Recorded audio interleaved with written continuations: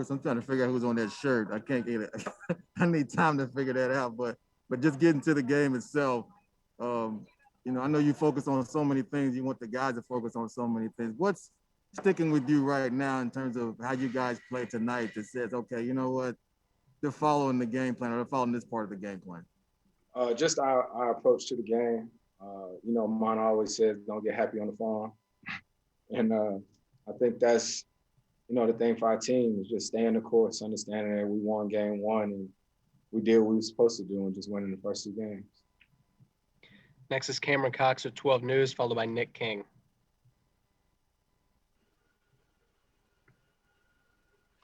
Cameron, you there?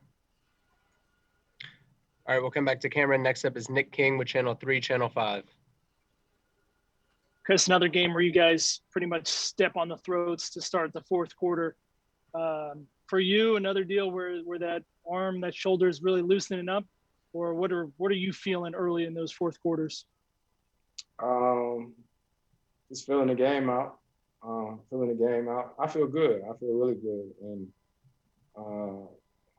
you know, I missed some easy ones early or whatnot, but with the way that we play, the ball is going to find you.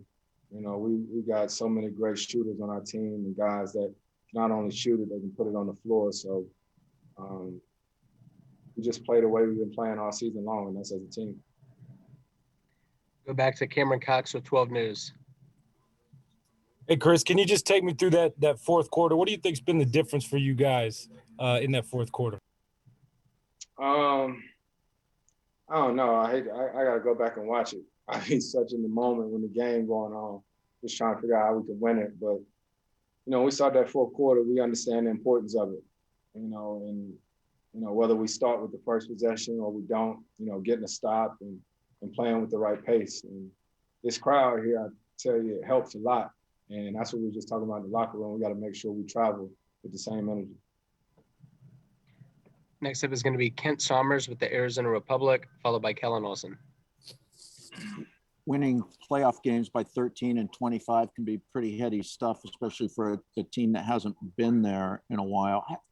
How do you think this team will handle it between now and Friday, and how will it be ready for Friday? We're cool. We got a great locker room, guys that understand the moment, and a guy like Jay Crowder who's been to the finals. He's been through a lot.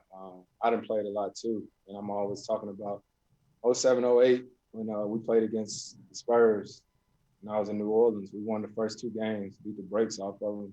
I remember looking over there at Tim and all them, and they weren't fazed. It was just one game. So that's what we talk about as a team too. You know, it's just one game. Now we got to lock in and focus and get ready to go to Denver. Next up is Kellen Olson with Arizona Sports, followed by Jovan Buha. Hey, Chris, Torrey took us through the moment on the bench where you guys heard the roar from the crowd, looked up and saw that kid going crazy. What were those moments like for you guys in the fourth quarter where they're doing the wave and all these kinds of other things where it felt like they were kind of celebrating? Man, it's crazy. It got a little loud, and it got louder, then it got crazy. And I remember covering my ears, and coach was like, "Chris, get back in the huddle." And it just shows you how important the fans are to the game. You know, obviously the bubble was an experience last year, but it's nothing like having the fans at the games and the energy. I missed it.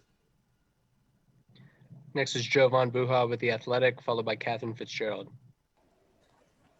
Hey, Chris. You've obviously played on some really good teams and some really good lineups throughout your career, but I'm curious, what makes the chemistry of this starting group so special? The depth and what everybody brings. You know, Book scores in his sleep. He defends. You know, he's one of the best two-way players in the league, you know, and we feed off that. And then we got so many weapons. Jay is never fazed by anything. Take a big shot, he's going to defend whoever you ask him to. Mikhail is like our unsung hero. Guards everybody, shot maker, drive, everything. And then DA. Can't ask for more from somebody like him. Like he guards, he runs, he rebounds, he does everything. He's literally been our MVP in the postseason so far. Next up is going to be Catherine Fitzgerald with the Arizona Republic, followed by Gina Mizell. Hey, Chris, the 15 assists without a turnover. I think you're the first player in league history to do that 3 times in the playoffs. So I was curious first what it means to reach that mark, but also what were you seeing from your teammates tonight to be that effective? Guys are open. You know, I got the easy part. All I got to do is find them. They got to make the shots. And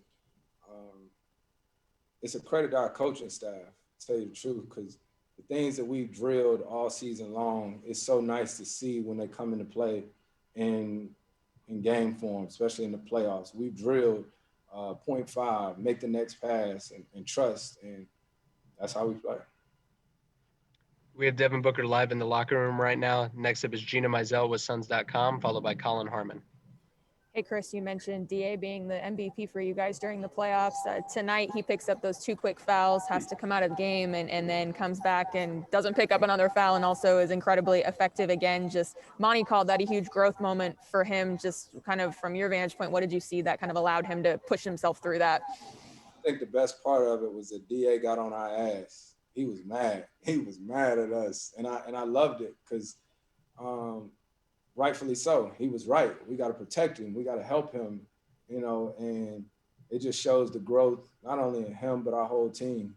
You know, there's so much onus on him night in and night out. We asking him to rebound. We asking him to screen. We asking him to roll. And, you know, he just out there playing hard, and, you know, to see him bounce back from those 2 fouls and how the game that he did is great. We have time for 3 more. Next is Colin Harmon with ABC 15, and then Greg Moore.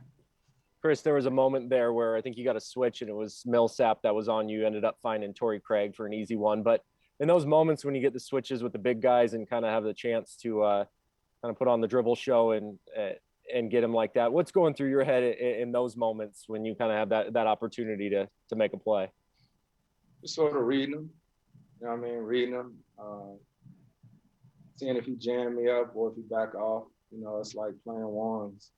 You know what I mean? It's like playing one-on-one.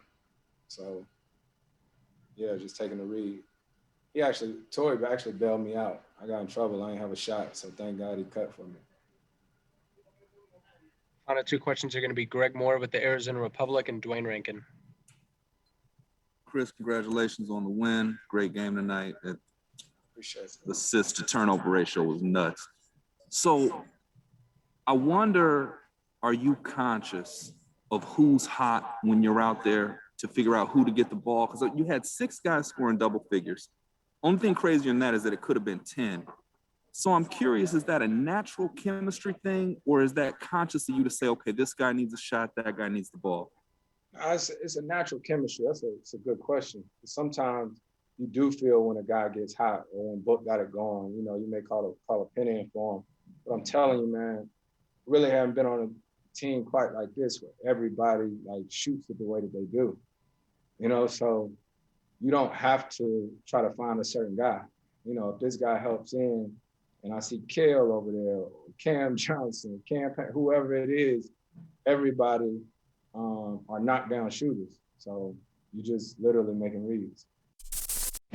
Thanks for watching ESPN on YouTube. For live streaming sports and premium content, subscribe to ESPN+.